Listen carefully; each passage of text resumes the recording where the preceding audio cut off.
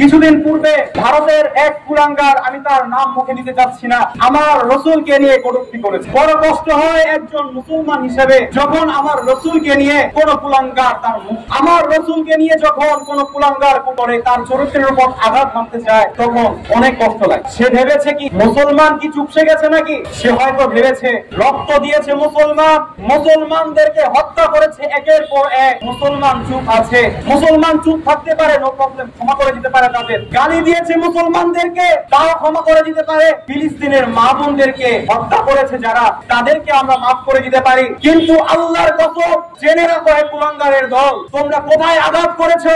আমার রসুলকে নিয়ে যদি আঘাত করো, আমার রসুলকে নিয়ে তোমরা কটূক্তি করেছো, আল্লাহর কসম তোমাদেরকে ছেড়ে দেব না, তোমাদেরকে ছেড়ে দেব না, আল্লাহর কসম তোমাদেরকে ছেড়ে দেব না। আমরা মুসলমান, আমাদের ইতিহাস উল্টে দেখো, ইতিহাসের পাতা একটু উল্টালে দেখতে পারবে আমরা রক্ত দিয়ে অভ্যস্ত জাত। আমরা রক্ত দিয়ে প্রতি প্রজন্মে, প্রতিটি কথায়, প্রতিটি আল্লাহ রসুলকে যখনই তোমরা কটূক্তি করেছো, আমরা রক্ত দিয়েছি। ইসলামের শুরু থেকে রক্ত দিয়ে এসেছি। এবার তোমরা আমার রসুলকে মুসলমানের প্রত্যেকটি মুসলমানের পরিচয়ে তোমরা আঘাত করেছো, এত সহজে তোমাদেরকে ছেড়ে দেওয়া হবে না। মুসলমান জনতাদেরকে বলতে চাই, এই মুহূর্তে আল্লাহ রসুলকে কটূক্তি করা হয়েছে, এখনো যদি তোমার হৃদয় না কাঁপে, অন্তত আমি বলছি তোমার হৃদয় আর কখনো কাঁপে। তাই সকলেই একসাথে সারা দাও। পরিশেষে মাননীয় তত্ত্বাবধায়ক সরকার প্রধানকে বলতে চাই, আহ্বান করতে চাই, যে আমার রসুলকে নিয়ে কটূক্তি করেছে, মুসলমানদের হৃদয় আঘাত করেছে, রাষ্ট্রীয়ভাবে তার যথাযথ শাস্তি, তার যথাযথ ব্যবস্থা নেওয়া হোক। সেই নবীর ব্যাপারে কিভাবে এক কুলাঙ্গার এই অপবাদ দিতে পারে?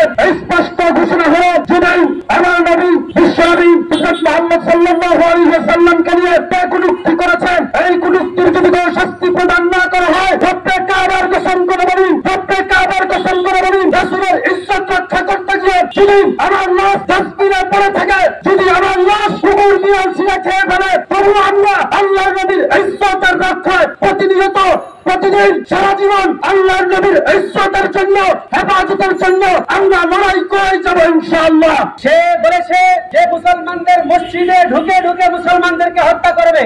আমরা ইসলামিক ছাত্র ফোরামের এই কর্মসূচি থেকে জানিয়ে দিতে চাই, শুনে রাখো, তোমরা যদি এই মুস্তাকে রাসূলদের বিরুদ্ধে কোনো পদক্ষেপ গ্রহণ না করো, তোমরা যদি মুসলমানদেরকে কোনো উল্টো হুমকি দাও, তাহলে গোটা বিশ্বের মুসলমান হাতে হাত রেখে বসে থাকবে না। তারা নিজের ঘর থেকে বাহির থেকে রাজপথ থেকে ভারতের মস্তক কাঁপাতেও কুণ্ঠাবোধ করবে না। অতএব এখান থেকে আমাদের ইসলামী ছাত্র ফোরামের ব্যানার থেকে আজকে ভারতের ক্ষমতাসীন দলদেরকে বলতে চাই, আপনারা মুস্তাকে রাসূলদের বিরুদ্ধে যথাযথ পদক্ষেপ গ্রহণ করুন, তাদেরকে ফাঁসির কাস্টে ঝুলান। আমরা শত কোটি মুসলমানদের আমাদের একই দাবি।